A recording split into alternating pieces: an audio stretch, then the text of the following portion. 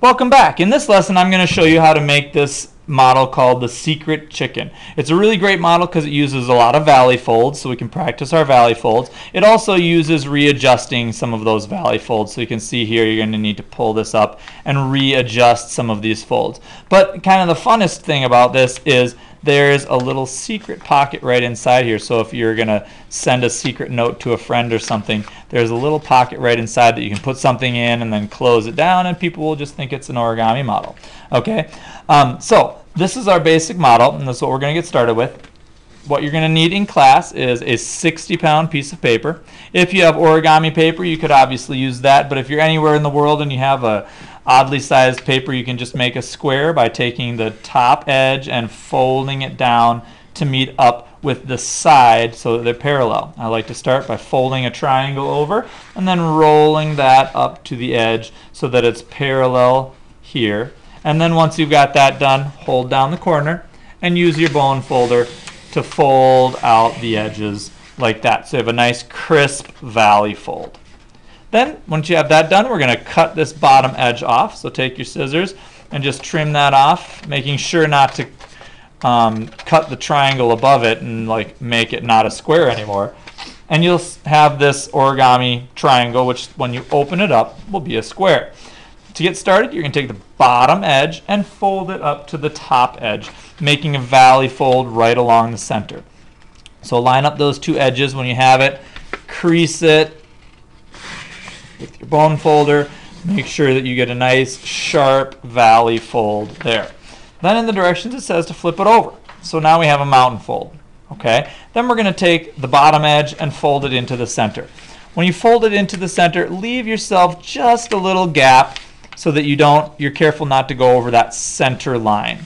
Okay? And fold that. You're basically folding that in half. Okay? Then do the same thing. Use the top edge and fold it down to the center. Align it just about with the center, leaving yourself just a little gap, okay, for folding it later. And you'll come out with a model that looks like this. Okay? Then we're going to use this corner and fold a triangle. You're going to take this outside edge and fold it up to meet the center like that. Okay? And you want to leave just a little bit of gap. You don't want it to go over the center line. Okay? And you're going to do that on 1, 2, 3 remaining corners. Okay? Folding that outside edge into the center. Use your bone folder because you want those to be nice and sharp. And then this outside edge into the center line. And this outside edge into the center line. And you've got all of those corners folded in like that. Then we're going to need to do a little extra folding by taking this corner here and folding it to this line right here.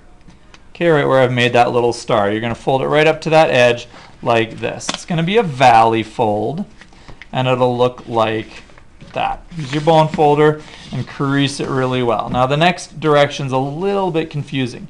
You're going to open it up like this, flip it over, and actually in the directions in class they have the model rotated like this. And you're just going to refold this crease and you're going to reverse it. It's a mountain fold right here. We want to reverse it into a valley like this, right along that same crease though. Okay? Then you're going to take this piece and you're going to fold it over right here. This is called a pleat fold because we've got one fold already, and we're going to reverse that and fold this back over the top that direction. Okay, crease that fold, and if I hold the model up, you'll see that it has that zigzag shape like a pleat fold should. All right, so that's that side. Then you're going to take this corner and you're going to fold it to match up with this corner here, like that. So the two should match. Crease along there, get it nice and solid, and then you're going to reverse this top corner here and make a pleat fold out of it like this. So you'll end up kind of with a diamond on top of this, vertical strip behind there. Okay, if you flip it over now, you'll see that here's our little pockets. Here's one pocket, and then there's another pocket on this side.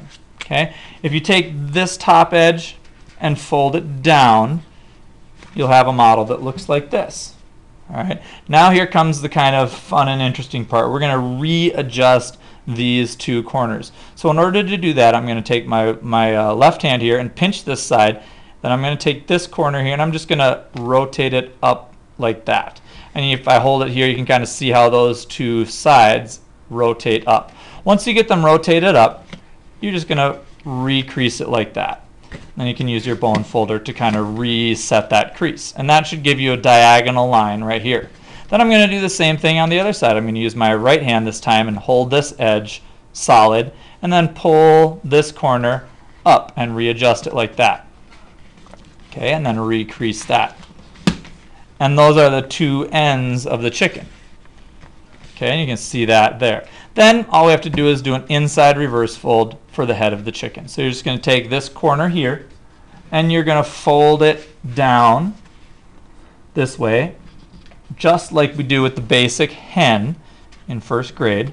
You're going to fold that little head down and then you're going to inside reverse fold that, just like we do with the basic hen. You're going to open it back up, crease this corner down in and reverse it so that the head is an inside reverse fold, just like that.